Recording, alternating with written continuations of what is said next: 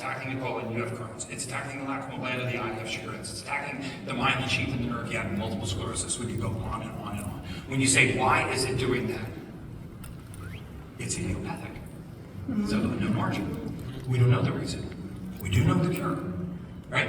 And that's actually patently false. So the vast majority of the time, this is a very, very important concept.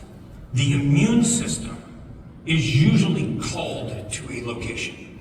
It doesn't show up for no reason. If somebody robbed the bank down the street and ran in this room and barricaded themselves in this room, the police would bust down that door to get to the perpetrator. So here's probably the most important concept that I will discuss tonight. If this cap right here was a mold spore, a mycotoxin, a parasite, a virus, or a heavy metal, and this was a healthy cell, this does not hide like this. It hides like this. That's a very important distinction, because the immune system is hypervigilant. The cop busted down the door to get to the perpetrator, not to ruin the door. He was vigilantly after the perpetrator. The immune system is hypervigilant after these to get to this. To be specific about the thyroid has an affinity for heavy metals. So very often, heavy metal migration goes right to the thyroid. When heavy metals embed themselves in the thyroid, it calls the immune system to the site of the thyroid. And then it starts a fight in the thyroid. And then we want to blame the immune system for trying to say this.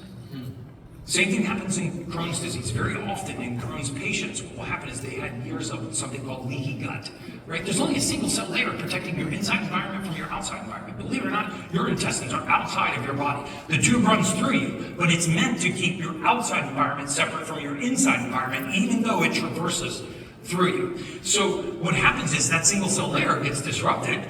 You get contents from the colon leaking into an area where they don't belong, and guess what? The immune system shows up, because 70% of your immune system is right here, because that's where all the action is, right? And so the immune system shows up, and it starts to attack that tissue, largely because the perpetrator is in that tissue.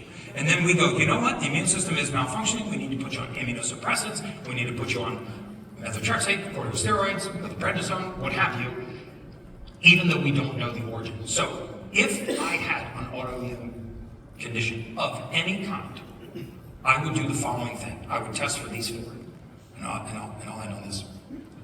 Mold mycotoxin, heavy metal, parasite, virus. Before I assumed that my immune system just began to attack me for no reason, I would try to find the perpetrator. And those are the big four. So that's what I would do. Thank you very much, appreciate it.